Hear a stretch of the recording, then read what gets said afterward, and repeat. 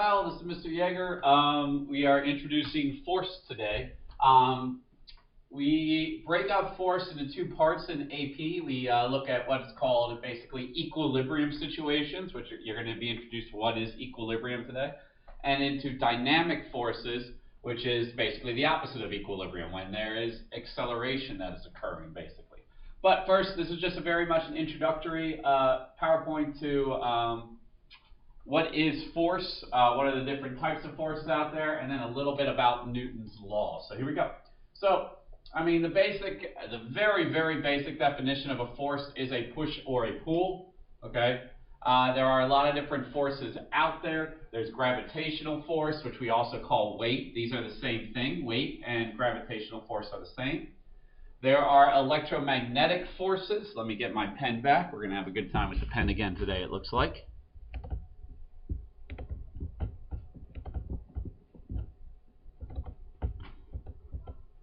Okay. There's electromagnetic forces. Now let me try to help you out with this. I need to reformat this sometime. There are two electromagnetic forces. There's electric force and magnetic force. While we won't specifically get into details about magnetic force, we just have to know that magnets create a force.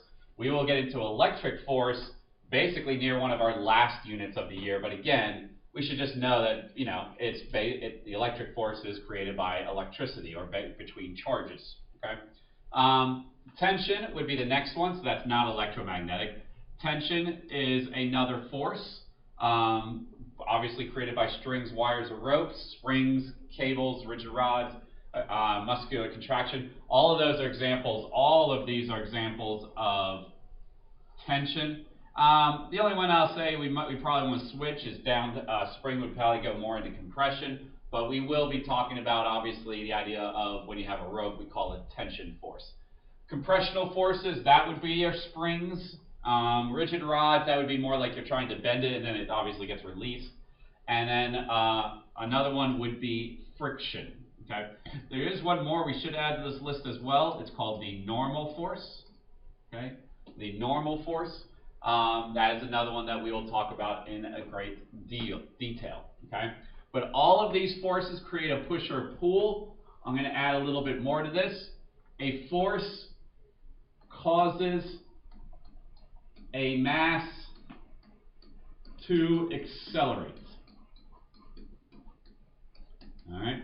So again, we have gone from kinematics, where we simply have been describing the motion. The motion is already occurring, and we're describing what is happening. Now we can get into why does that motion occur, and we're going to look at that with the idea it's caused by a force. So we're answering the question of why does the motion occur. It's because forces are being applied in a certain way that allows for that particular type of motion. All right. There's also nuclear forces. We call them strong or weak forces. We don't talk about don't talk about those in this course at all. And that's it. Okay. Now, we like to classify these forces. All those forces we just listed are basically a part of two groups. All right. We have what are called the field forces, and these are forces where they occur without touching. All right. That's another way to look at it. The more technical definition is forces at a distance, but I like to say they occur without touching. Two magnets, a magnetic force is felt even prior to those two metals actually touching, before the bar magnet and the metal touch. It's being felt from a distance. Same thing with electric force. All right, electric force can be related back to chemistry. Those atoms find each other in space. It doesn't have to be when they collide. It's maybe you have a positive cation and a negative anion, and then they get close enough and boom, they attract. Okay. Gravitational force, weight. That's usually the only one that people mess up with this. A gravitational force is created by the Earth acting on the object. All right. So the thing is, if somebody sits in your lap and you go, "Oh, I feel your weight." I mean, that's true. You do feel their weight, but it's not because they're in contact with you per se. Their weight is being created because the Earth is pulling them down onto you. Okay. And so that's what we're referring to by gravitational force. And again, we can understand that too because again, the sun is not touching the Earth, thank God. Okay. Obviously it's having the Earth continue in a circular orbit. The second class, nuclear forces are on their own classification. I'm going to ignore those though. We don't really talk about them at all. Contact forces are really your other types. So we have field forces and contact forces. As the name implies, contact means that they touch. Okay, the forces actually touch. Okay. We have some of what are called the fundamental forces listed here. Gravitational force is called a fundamental force. Electromagnetic force, these two together, electric and magnetic, that is a second what's called fundamental force, basically the fundamental forces of the universe. And then the nuclear forces is also a fundamental force. I'll go and say this now, even though we'll get into detail about it later. Even though we feel like gravitational force is very strong, obviously we're all being held down to the Earth because of the gravitational field and the force created between us and the Earth. But it turns out that gravity is actually one of the weakest forces in the universe. A force between mass and mass is very weak. An electric force, a charge force, actually ends up being a lot stronger. Okay. All right. We will have a separate. We will do a whole separate video on the free body diagrams, but here's a quick kind of introduction to them.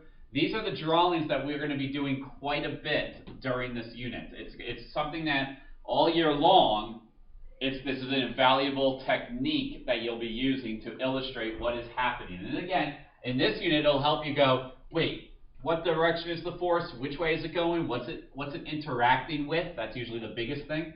So when we do what's called this free body diagram, we're going to look at an object, just one object, okay? And we're going to identify the forces acting on it, okay? Now, I say first look at the field forces. You don't have to do this. You can look at any force you want. But I'm just going to say, okay, look at the field forces. Usually the only field force we're really going to talk about all year is weight, is gravity, gravitational force, all right? Then look at all the other forces that may touch it. Okay, that actually touch the object. Is the surface touching it? Okay. We're going to draw every object as a box. It could be a car, you're going to draw it as a box. It could be a dog, you're going to draw it as a box. It could be a cloud, you're going to draw it as a box. Okay, or a dot. Technically, you can also draw it as a dot. For each force, draw an arrow from the box in the correct direction. All right. You'll see this on next page.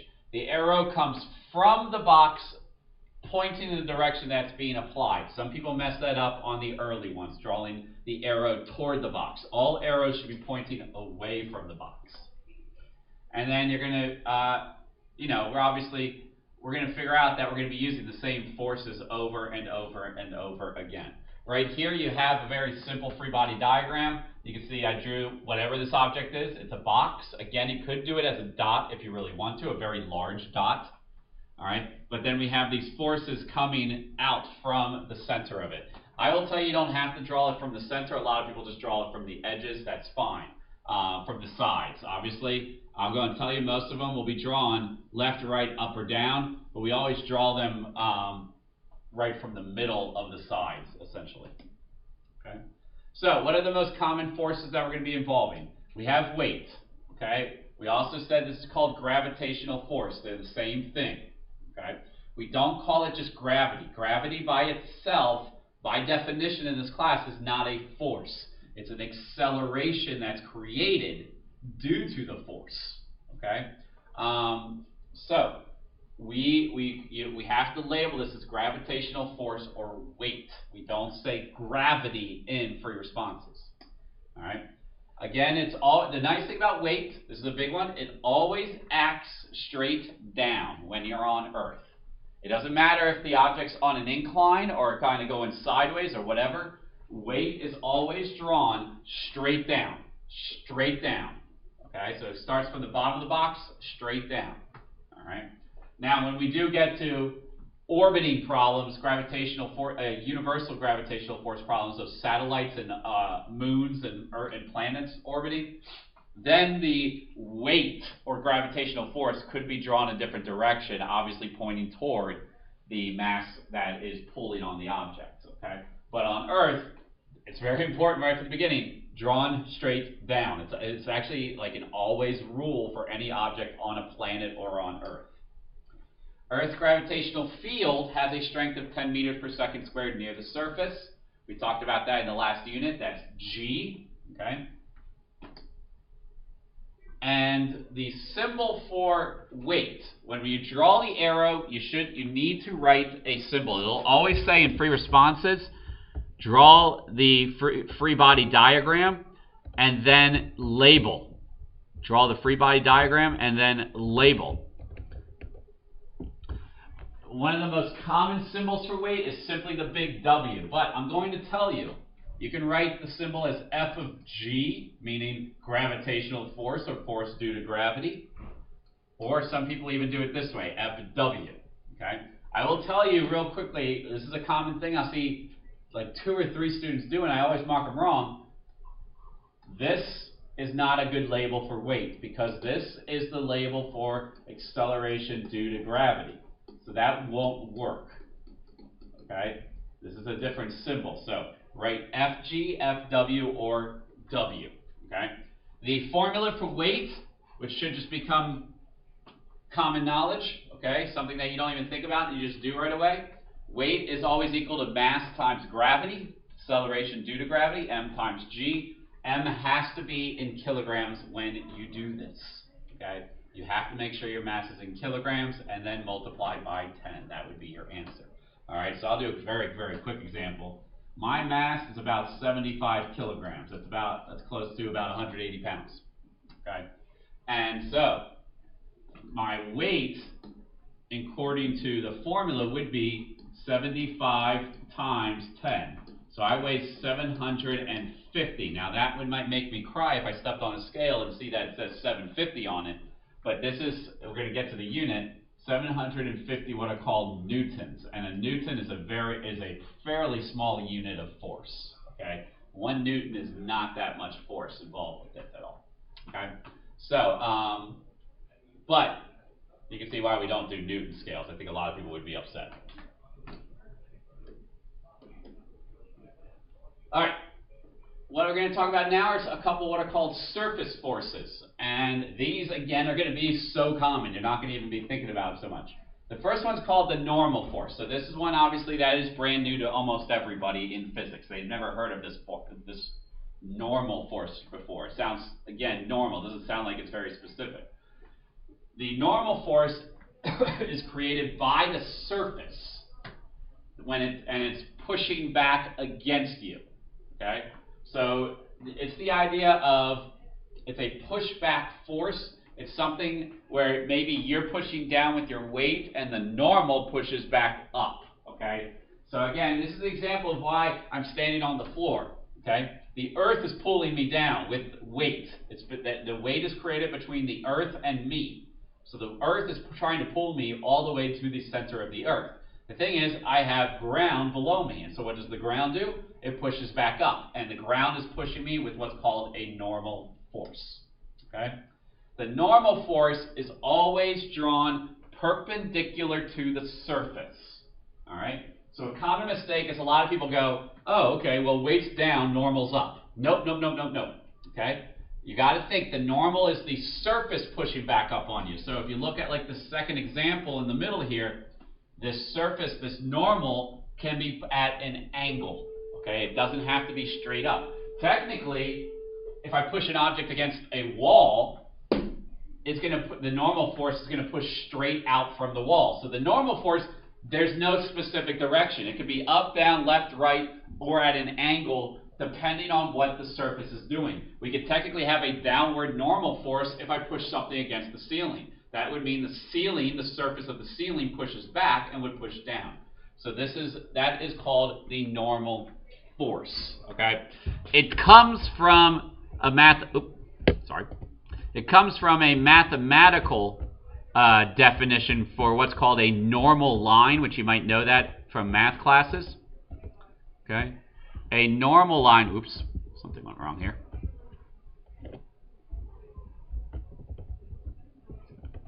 There we go. Okay. A normal line in mathematics is always a line that's perpendicular to your surface line. So this right here would be called your normal line. So again, if your surface is maybe a wall and I push against the wall, the normal force could be straight back to the right, okay? And the normal is pretty much always written as n. You can write it as f of n, okay? You can see how we do these abbreviations. The AP committee basically accepts anything that essentially makes sense and is not already a symbol for something else. So a lot of times we usually write F and then write like the first letter of that word, that type of force with it. Or in this case, a lot of times it's just written as big N. Another surface force is friction, and we'll do a whole separate video on friction. Okay? So the idea of friction, we all know friction. It's what's going to resist your motion. It's going to be acting opposite, acts opposite to where you're going. So the frictional force actually always acts parallel with the surface, because if you're not against the surface, you won't feel the friction. Okay? So it always acts parallel to the direction of your motion.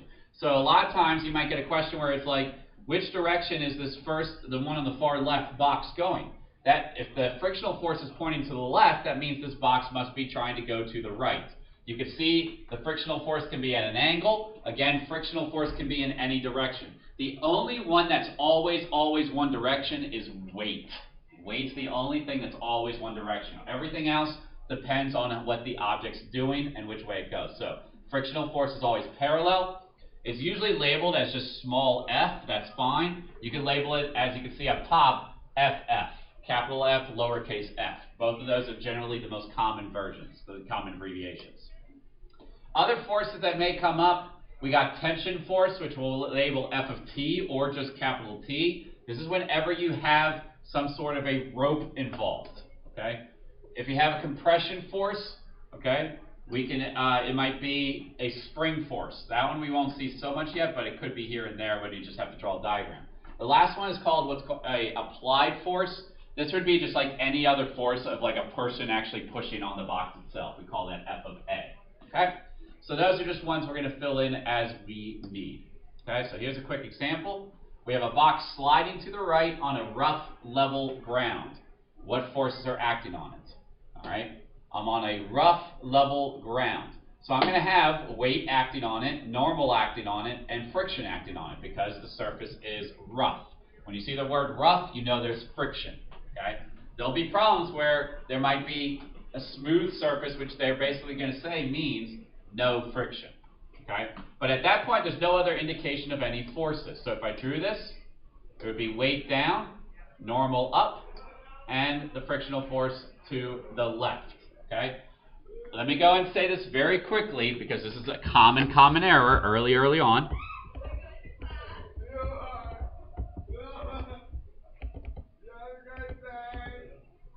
Okay? There is no force of motion. All right? A common error is this box is sliding to the right based on the problem. So it has a velocity to the right. And usually I get early on people going, that must mean somebody's pushing it. No. Does it say anywhere on the problem that somebody is pushing this box? No. All you're doing is you've walked in and you see a box sliding across the floor. Would you say somebody is pushing it right across the floor? No. Did somebody push it? Probably, okay, but that is not in the problem itself.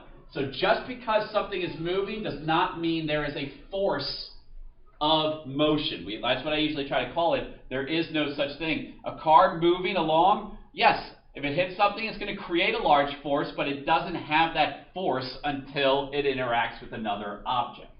Okay? And then it would basically just be an applied force. All right? So this leads us to a very important definition, what we call the net force. Okay? The net force is not a force that you're going to draw on a free body diagram. It is simply the total of all the forces acting on the object. Okay? So you have to be able to add them. Okay?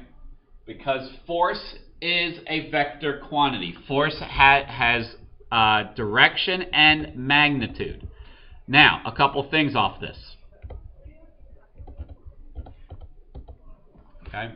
A couple things. First off, let me be a little more clear. It's the total of all the forces acting on an object in a particular direction. Okay? So think back to projectiles. Okay? We don't mix X and Y forces. So if I have these three forces acting on it, 10, 5, 10, and I say what would be the net force, let's put 10 up top too.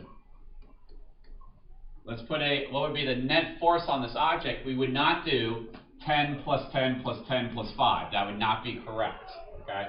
It would be where we would add all the forces up in a particular direction. The thing is, since they're vectors, technically we have to decide which way is positive and which way is negative. So I'm going to say right is positive, left is negative. Up is positive, down is negative. So if I look at this, do I have any net force vertically? No. This object is not moving up or down. Do I have any net force horizontally? Yes. The net force would be 5 newtons to the right. Okay? Or positive 5 newtons. That would basically be what we're looking at here. Okay? Now, again, all the forces could cancel out. You could have forces acting on the object, but 0 net force. So that's where we get to here. Balance forces. This is the key to our unit this time around. The examples you're going to be primarily getting. Balance forces, or an equilibrium state, is when all the forces acting on the object are equal in a particular direction. So I could have 5 up, 5 down, 10 right, 10 left. So all the forces are not equal, but again, those that will interact with each other are. The keys to this, though, is more of what the object's going to do. When you have balanced forces, the object can either be at rest or move at a constant speed. Okay? So that's the rest one I think most people understand. If I set an object on a table, I have my controller on my desk. I have weight pulling the controller down, I have the normal force pulling up. But what's the controller doing? Sitting still. So what can you tell me about the weight and the normal force? They must be equal. Okay, because the object is not moving, it's at rest. Okay, it's not accelerating, I should say. The thing is with constant motion, this one's a little more difficult. The idea here would be like a car going cruise control. When a car goes cruise control, its engine is doing work. It is applying a force. It's making the car move forward, but obviously friction on the wheels is also slowing it down. But the thing is, the car moves at constant speed because the force that's driving it and the frictional force making it try to slow down, they're perfectly equal and opposite. Okay? When forces become unbalanced, that is where the object's motion changes. In other words, what do we call that when an object's motion changes? It's accelerating. So equilibrium is when the object is not accelerating. All right? This leads us to Newton's laws. Okay? For Newton's laws, okay? An object at rest will stay at rest. An object in motion will stay in motion unless acted upon by an outside force. Oh, I'm sorry. No, I am so sorry. I was just going to get my papers for Friday if they were in here. I am sorry. I just messed you up. All right, sorry about that. The struggles of obviously sharing a room. So anyway, so going back with Newton's first law of motion. All right, let's go. And this is kind of introduction to each of them. Newton's first law of motion basically states, I think a lot of you guys know this, an object at rest will stay at rest, an object in motion will stay in motion unless acted upon by an outside force. Okay, so that is what we're trying to illustrate here. The object is at equilibrium until they have this outside, let me actually clear this up, by an outside net force. Because the object could have forces acting on it, but those forces are opposite and equal and therefore canceling each other out. Alright?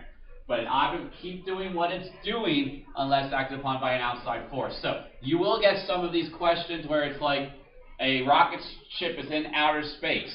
Okay? It fires its rockets for a while and then shuts them off. What can you tell me about the motion of the object? Basically, the rocket will only speed up when those rockets are going on, or then that rockets are firing, or engines are firing. But once they stop, it doesn't mean the rocket's going to stop. It's going to just move at a constant speed, whatever the last constant speed is, in the final direction it is. Those are the two key things. Once all net force goes to 0, The object keeps going with that particular velocity in that particular direction, the last moment of force, basically. Okay? Newton's second law. All right? Newton's second law, this one we'll play with a lot more during the Unit 3 on dynamics. Newton's second law is the formula of net force equals mass times acceleration. Okay? F net equals m times a. On your AP formula sheet, it's written as A equals F net over m, or the sum of F's over m. Again, net force is the sum of all forces acting on it in a particular direction. Without a force, there is no acceleration. The thing is, if we're at equilibrium, what's the net force? 0. So what's the acceleration? 0. Is there still a mass though? Sure. There's still something you're looking at that's moving or sitting still, but it is not changing its motion. Again, acceleration doesn't tell me that the object is moving. It tells me that you are changing the motion of the object. Again, for this formula, you need mass to be in kilograms, acceleration to be meters per second squared. Weight is an example of this formula. Weight is a mass times acceleration. In that case, it's just the acceleration due to gravity, a very specific acceleration. Newton's third law, where I do a whole separate video on this also to kind of really make it clear. Every action has an equal opposite reaction. Most people know that. If I push on something, it pushes back. Okay? When I do a push-up, I push against the ground pushes back up, and that's why I can do a push-up. All right? The thing is, though, these 2 points they have underneath are the ones that the AP test asks more about and people get more confused about. What this law is actually saying is 2 things. 1, all forces come in pairs. All forces come in pairs. What I mean by that is not that weight is related to the normal force. I get that. When an object's on a surface, weight pushes down and the normal pushes up. But these are not force pairs. What we are saying is, what is creating the weight? What is acting between two? What causes the weight? What causes the normal? So there's actually a lower layer to it, that rather than just simply weight is normal. That's not what we're saying. Okay? And I'll go to the next page and you'll see what I mean by that with all the different types. But all forces come in pairs. Each force individually comes in a pair. It's an interaction between 2 objects, 2 surfaces, whatever you want to say. Okay? The last thing with this is you can never create a force all alone. Okay? There is no Jedi force. Okay? You cannot create a force all alone. All right? I can't sit here and push and make you go, you need to start moving. Like I'm just pushing my hand in the air and you're going to go, whoa, Mr. Yeager, that makes me move. No, I cannot make you move unless we obviously make some sort of contact and I physically push with my hand, which means now your body pushes back against my hand and it causes a change in motion in some form. Okay? So you cannot create a force alone, and every individual force is created by a pair. It's created by an interaction between 2 objects. So what do I mean by that? Here's an example of force pairs. Okay? Weight, or gravitational force, is always an interaction between you and the Earth. You and the Earth. What that means is the Earth pulls you down, and guess what? If the Earth is pulling you down, you are pulling the Earth up. The Earth pulls you down with weight, you pull it up with an equal opposite weight. All right? An equal opposite weight. I'll do a very, very quick example with this so you can see what we mean, but and why we never actually feel the Earth move up toward us. Okay?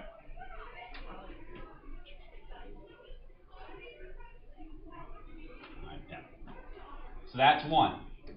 The normal force is always between the surface and you.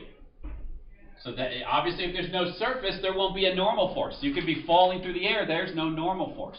But if you touch a surface, and the surface will obviously push back up equally. Frictional force, I think, is next. Come on. Frictional force is between also you and the surface. All right, this is actually how you walk. You actually are pushing back on the surface and then the surface pushes you forward with friction. Because if there's no friction, you slip. Okay? You slip. So friction is between you and the surface. These are all equal opposite forces occurring. Okay? You need to be able to identify this interaction between any two objects. Okay?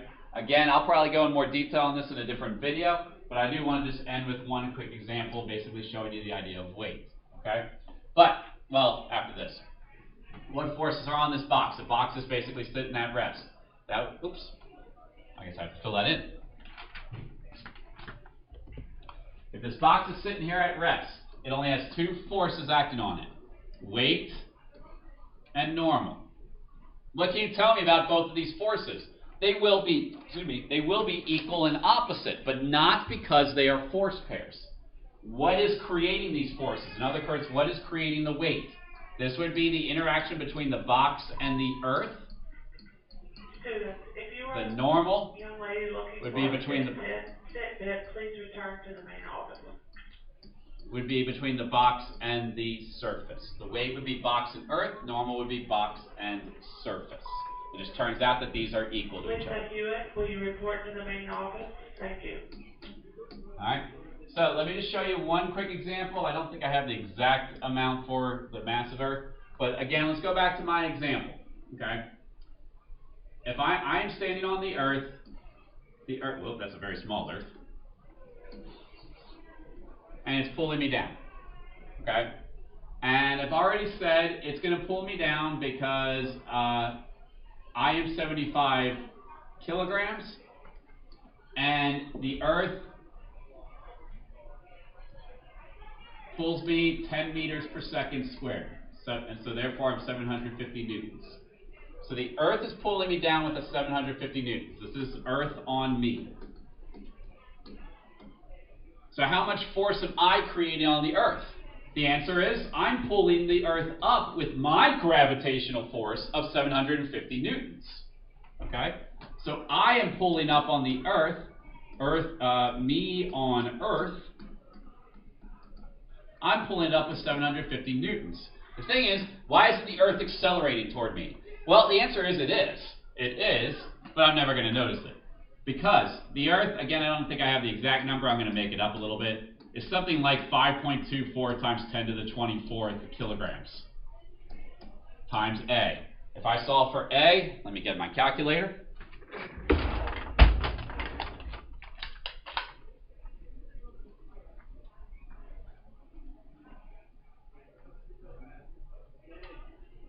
I am accelerating the Earth at 1.43 times 10 to the negative 22 meters per second squared.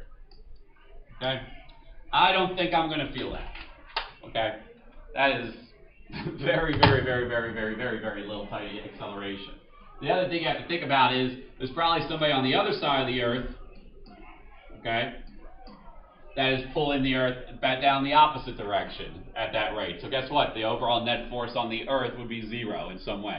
Now, you always get these thought experiments of what happens if everybody is on all of the mass of the Earth, all the people are in one tiny spot, and they all jump at the same time. Could we make the Earth move? Yeah, we could probably make it wobble a little bit, pull it up some, all right? But that's about it, okay? So there is this equal opposite force, this is Newton's third law, acting on the object. Okay, acting between, all two objects in the world, especially if we're talking about weight specifically. All right, so that's it. Thank you.